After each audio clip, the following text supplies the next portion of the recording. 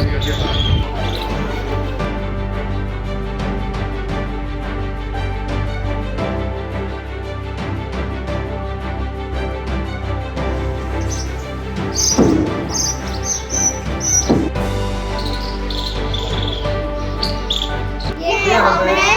हमारी गौरैया है, ये हमारी सेल्फी हो रही है।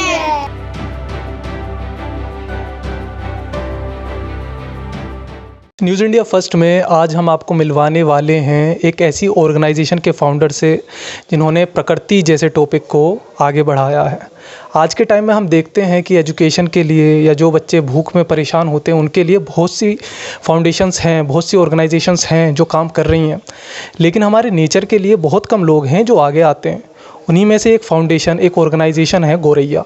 आज हम आपको गौरैया के फाउंडर से मिलवाएंगे, एक एक करके उनसे जानेंगे कि ये इनिशिएटिव उन्होंने कैसे स्टार्ट किया और आपको उन सब से रूबरू करवाएंगे। नमस्कार सर, क्या नाम है आपका? मेरा नाम दिनेश ठाकुर है और मैं एक फ्रीलांसर काम करता हूँ वास्तु कंसल्टेंसी के साथ।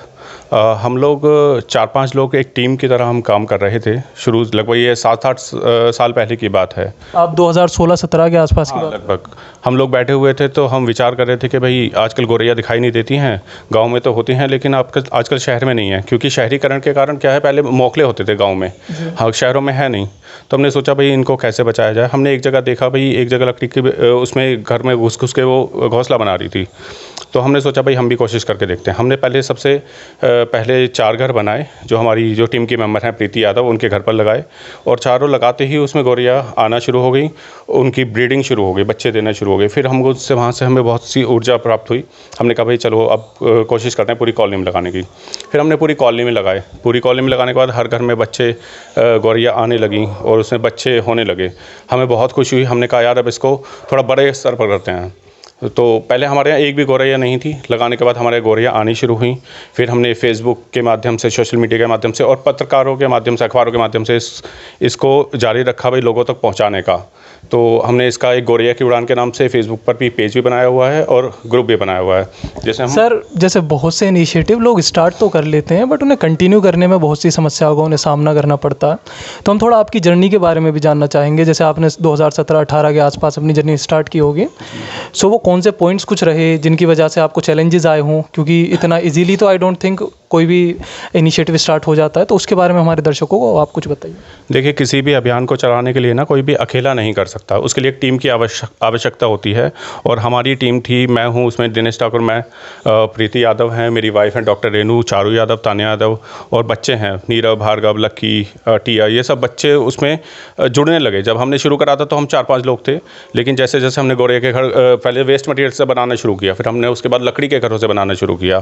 तो जब हम उसमें गौरैया आने लगी तो हम बच्चे उसमें इन्वॉल्व होने लगे। हमने क्या किया फिर कि बच्चों को उसमें इन्वॉल्व किया कि भाई आप उसमें पेंट करो। बच्चों को उसमें क्या इंटरेस्ट जागने लगा, बच्चे इकट्ठा होने लगे। फिर हमने स्कूल्स में जाकर इसकी प्रदर्शनी लगाई कि गौरैया उस खाती क्या है, कैसी होती है, किस किस तरह के घर में रह सकती है और किस किस मटेरियल से हम घर बना सकते हैं। तो हम कई सारे स्कूलों में गए, उसमें हमने प्रदर्शनी लगाकर बच्चों को इसके लिए जागरूक किया। उसके अलावा हमने एक कैंपेन चलाया था सेल्फी विद गौरैया।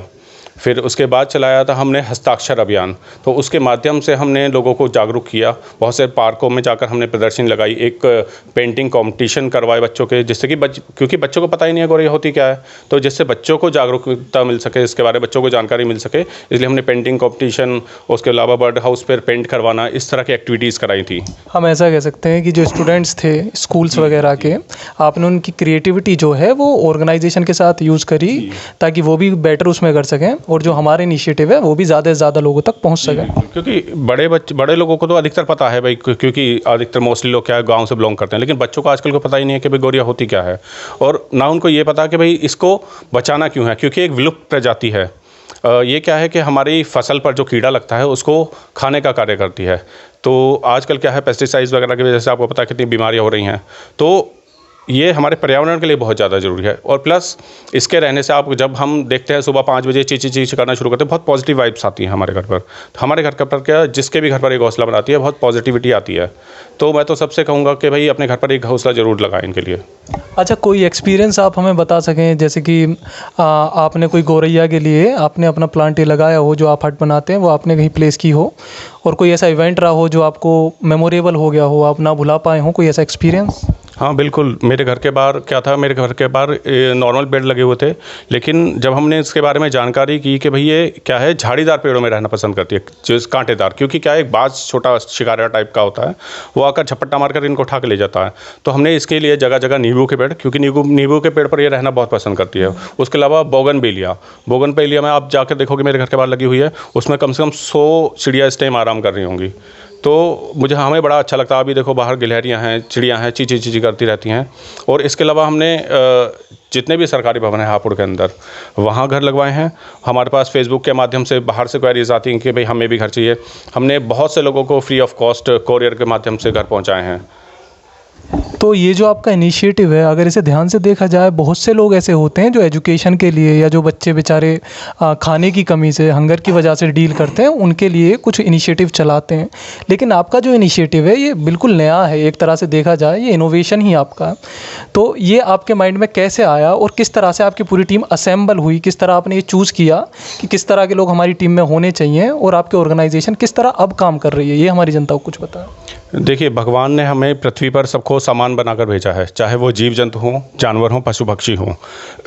तो सबका अधिकार है इस पृथ्वी पर, सबका रहने का अधिकार है।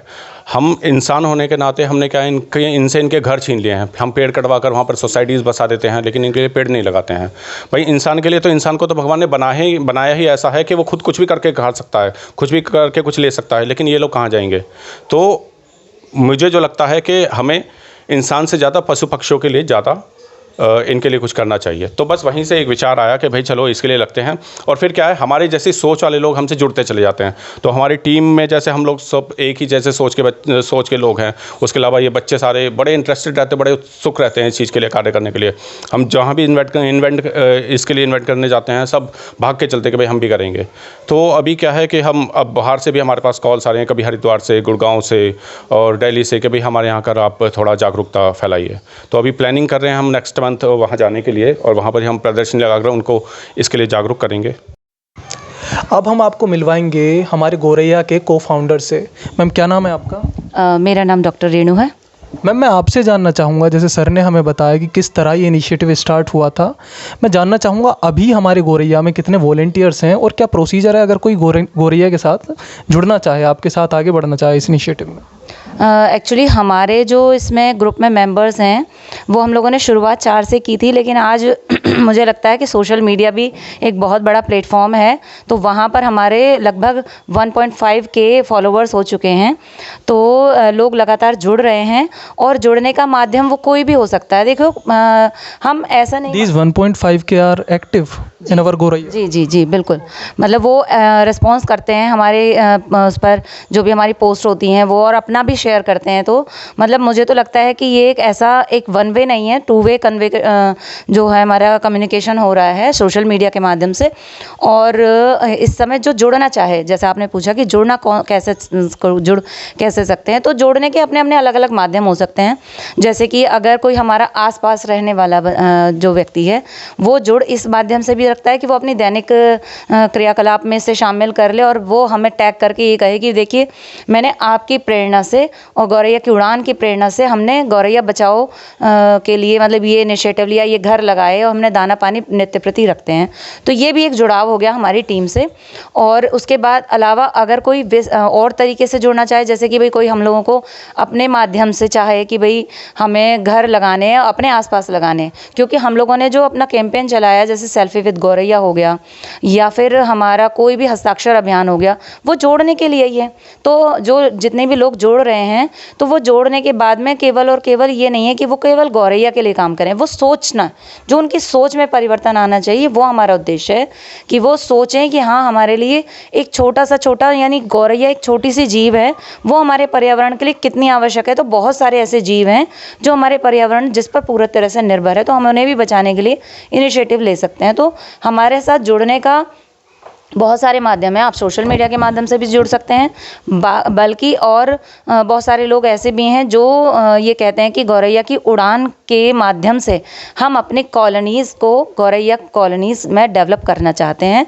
तो ये भी एक जुड़ाव हो गया, मुझे जो लगता है ना, क्योंकि हम लोगों का जब से जैसे कैंपेन चलते हैं, तो उस कैंपेन में हम लोगों ने एक कैंपेन ये भी रखा था कि हम लोग कॉलोनीज़ को गौरैया कॉलोनीज़ के रूप में कन्वर्ट कर रहे थे, उसका वो था उस माध्यम से कि पूरी कॉलोनी में हमारी तरफ से एक एक घर लगाया जाएगा और उनको बोला जाएगा कि आप दाना पानी नित्य प्रति रखिए और विश्वास रखिए कि गौरैया हमारी कॉलोनी की तरह आपकी कॉलोनी में भी आएंगी। तो डेफिनेटली ऐसा हुआ, बहुत सारी कॉलोनीज़ ऐसी हैं कि जिनमें गौरैया कॉलोनीज़ में वो कन्वर्ट हो चुकी हैं। तो ये प्रोसेस हमारा आगे भी बढ़ा हुआ है और हम लोग ऐसे ही लोगों को इन्वाइट करते हैं, बोलते हैं कि आप अपनी कॉलोनी में अपनी तरफ से लगाइए, वो ही आपका गौरैया की उड़ान टीम के साथ जुड़ाव होगा। जो अपग्रेड हम चाहते थे सोसाइटी में वो करने में हम सक्सेसफुल भी हुए। बिल्कुल बिल्कुल बिल्कुल। मैम थोड़ा हम ये जानना चाहेंगे कि जैसे स्टूडेंट्स होते हैं, कम उम्र के बच्चे होते हैं, आप उन्हें नरिश कर रहे हैं अभी से, प्रकृति के लिए एक्टिव कर रहे हैं, ये काफ़ी अच्छा पॉजिटिव एंगल है हमारे जो ऑर्गेनाइजेशन है उसका। तो जो बच्चे होते हैं, स्टूडेंट्स होते हैं उनमें, और जो सीनियर्स होते हैं, यूथ में बड़े लोग होते हैं, उनमें आपको क्या लगता है ज़्यादा एक्टिवली कौन एक्टिव है हमारी ऑर्गेनाइजेशन के लिए? देखिए, मैं एक टीचर हूँ और टीचर होने के नाते मुझे लगता है जो छोटा बच्चा होता है वो बहुत जल्दी किसी भी चीज़ को बहुत गहराई से एक्सेप्ट करता है ना। वो ब्लाइंडली वो जो है क्या बोलते हैं उसको, विश्वास करता है कि जो हमारी टीचर कह रही हैं वो सही कह रही हैं। और बीइंग अ टीचर मुझे लगता है कि एक छोटा बच्चा जो है ना वो एक नन्हे बीज की तरह है। अगर हम उसे रोपित करेंगे, अच्छे से पोषित करेंगे तो वो एक अच्छा वृक्ष बन सकता है, फलदार वृक्ष बन सकता है। तो वो मैंने अपने हम लोगों के कैंपेन में जितने भी हैं, तो हमारा जो इंटरेक्शन हुआ है, छोटे बच्चे बहुत जल्दी सीखते हैं और उस चीज़ को हमेशा याद भी रखते हैं। और वो इस चीज़ का उदाहरण हमारी कॉलोनी के भी बच्चे हैं। 7-8 साल पहले कोई बच्चा, मुझे लगता है अब जैसे 8 से 16 साल का हो गया होगा, तो वो एक बहुत इस चीज़ के प्रति एक गंभीर व्यक्ति के रूप में उभर रहा है। और आज भी ये बच्चे भी आप देखेंगे, बाहर चल के भी देखेंगे कि अगर हमने उनको एक आवाज़ दी कि गौरैया के लिए हमें वो करना है, कैंपेन करना है, कुछ करना है, तुरंत आपको यहाँ पे इतने बच्चे मिल जाएंगे, 20-25 हमारे एकदम से। तो ये उसी का ही वो है कि हमारे बच्चे जो हैं वो एक चीज़ को सीरियसली लेते हैं।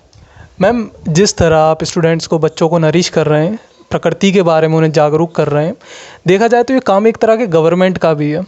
तो गवर्नमेंट ने आपका इनिशिएटिव देखा होगा, उनकी क्या प्रतिक्रिया रही, उसके बारे में हमारे दर्शकों को कुछ बताएं। इसके बारे में तो भाई मुझे तो बहुत ही अच्छा लगता है, आपके साथ शेयर करके भी बहुत अच्छा लग रहा है कि पहले कभी गौरैया दिवस मनाते थे। मैं टीचर हूँ, हमारे विद्यालयों में, प्राइमरी में बहुत सारे दिवस मनाए जाते हैं, जैसे जल बचाओ है ना, और गौरैया बचाओ भी उनमें से एक था। 20 मार्च को प्रतिवर्ष मनाया जाता था, तो एक दिवस के रूप में तो उसे मनाया जाता था। बट बच्चों का ये जो प्रश्न आया ना कि मैम गौरैया दिवस मनाते हैं लेकिन क्या हम गौरैया को कैसे बचा सकते हैं?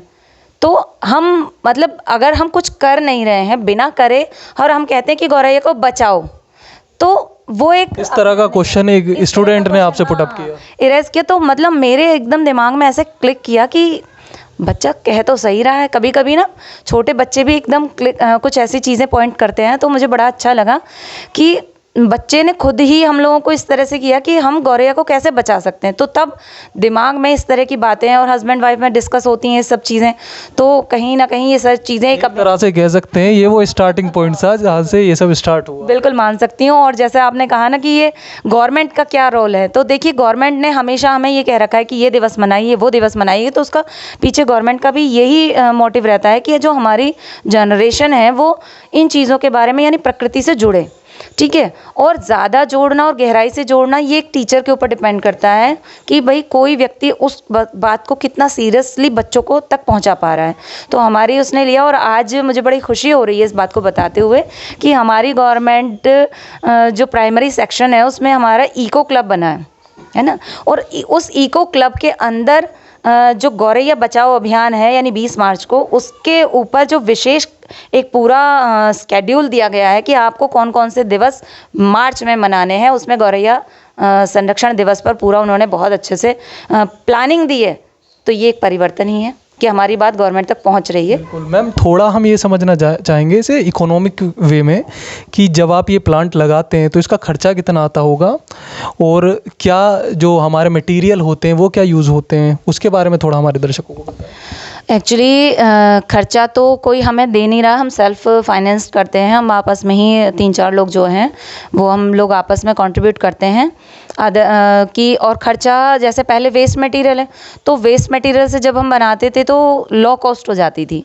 और हमारा मकसद भी यही रहता है कि हम बहुत ही कम खर्चे में और ऐसे घर प्रोवाइड करा दें जिससे कि बच्चे जो वो हैं हमारे, कोई भी इसको एक्सेप्ट कर सके। कोई भी ऐसा नहीं कि खर्चे के पीछे से छोड़ दे कि नहीं नहीं भाई हम इतना खर्चा नहीं कर सकते। तो हमने वेस्ट मटेरियल से भी सभी चीज़ें कि आप बहुत ही लो कॉस्ट में या फ्री ऑफ कॉस्ट भी आप गौरैया को बचा सकते हो, इजीली बचा सकते हो।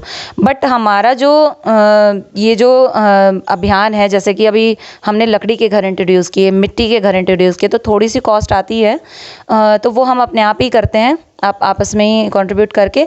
तो इसमें खर्चा ये है कि भाई आपको प्रोग्राम जितना बड़ा करना है उसके ऊपर खर्चा भी उतना ही ज़्यादा होगा। तो ऐसा नहीं है कि हम लोग खर्चा भी जैसे हर प्रतिवर्ष हमारा जो है जैसे घर हम खरीदते हैं, बनवाते हैं, उन पर फिर पेंट करते हैं, तो खर्चा तो हमारा होता है मेंटेनेंस के लिए। हाँ, मेंटेनेंस के लिए क्या भाई हम निःशुल्क देते हैं। और निःशुल्क अगर हम घर को किसी को देंगे तो पहले तो हमें ख़रीदना पड़ेगा, हमें उसको तैयार भी करना पड़ेगा, तो कॉस्ट तो आती है। बट हम किसी से इसलिए नहीं करते क्योंकि ये हम अपना स्वेच्छा से करना चाहते हैं। तो बस हम लोग यही करते हैं कि भाई आप जो है अगर आप खर्चे के पीछे रह रहे हैं और आप चाह रहे हैं बचाना, तो आप हमारे पास आइए, ठीक है।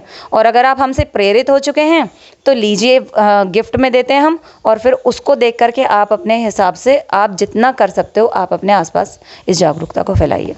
मैम, गवर्नमेंट ने आपको आपका इनिशिएटिव देखकर सम्मानित भी किया होगा, क्योंकि आप इतना महान इनिशिएटिव एक तरह से चला रही हैं जो इतनी पॉजिटिविटी आगे बढ़ा रहा, तो उसके बारे में कुछ बताइए। एक्चुअली मैं शिक्षिका हूँ और एज ए टीचर मुझे स्टेट अवार्ड मिल चुका है प्राइमरी सेक्शन में, और वो पूरे हमारी सर्विस में एक ही बार मिलता है। और मैं बहुत खुश हूँ कि गवर्नमेंट ने मुझे इस सम्मान के लिए चुना, और मैं इसको ही सार्थक करने का प्रयास जीवन भर करती रहूँगी, क्योंकि मेरा जो कार्य था वो मेरा इस अवार्ड के लिए नहीं था, लेकिन फिर भी यदि ये अवार्ड मुझे किसी चीज़ के तक के लिए प्रेरणा दे रहा है तो ये मेरे लिए ईश्वर का आशीर्वाद ही है। और मैं इसे कभी भी मैं ये नहीं चाहूँगी कि भाई किसी को भी कभी भी ये लगे कि हाँ इसको जो है गलत को चुना गया है ना, मैं उसे सार्थक करना चाहूँगी हमेशा। मैम, आपसे हम थोड़ा जानना चाहेंगे कि जो फर्स्ट प्लांट था हमारा गौरैया का, वो आपके यहाँ प्लेस किया गया था, तो अपना वो एक्सपीरियंस हमारी जनता को थोड़ा बताएं। ये सबसे पहले जो गौरैया का घर था वो मेरे यहीं लगाया गया था, और ऐसा हुआ कि जैसे ही उसने एक बिजली वाले को बुला के हम लोगों ने उसको फिक्स कराया, और मुश्किल से 5 ही मिनट में गौरैया वहाँ आ गई। और फिर एक्सपीरियंस तो ये था ही भाई, जो सोच के बैठे थे कि भाई हमें ऐसा करना है, हमारे यहाँ गौरैया आनी चाहिए, तो नेचुरल ऐसा हो गया। तो फिर उसके सामने तो कोई उससे अच्छी बड़ी बात ही नहीं थी। सही बात। मैम, थोड़ा हमारे दर्शकों को बताइए, लोग आपके साथ जुड़ना चाहते हैं, आपका जो इनिशिएटिव है गौरैया का, तो उसके क्या माध्यम है? हम लोगों से जुड़ने के लिए एक तो फेसबुक पर पेज बनाया हुआ है हमारा गौरैया की उड़ान के नाम से, और बाकी का जब जन्मदिन पे हम लोग सब केक डिस्ट्रीब्यूट करते हैं, उसकी जगह केक की जगह ये गौरैया के घर दीजिए, किसी को आसरा दीजिए, पेड़ लगाइए। और मैं तो यही चाहूँगी कि गौरैया के घर लगाओ, फिर देखो कि मन से कितनी खुशी मिलती है। जो लोग प्रकृति से जुड़े हुए हैं उन लोगों को तो बहुत ही अच्छा लगेगा। Thank you ma'am. Latest update के लिए हमारे चैनल न्यूज़ इंडिया फर्स्ट को लाइक, शेयर एंड सब्सक्राइब करें, एंड यस बेल आइकन को प्रेस करना ना भूलें।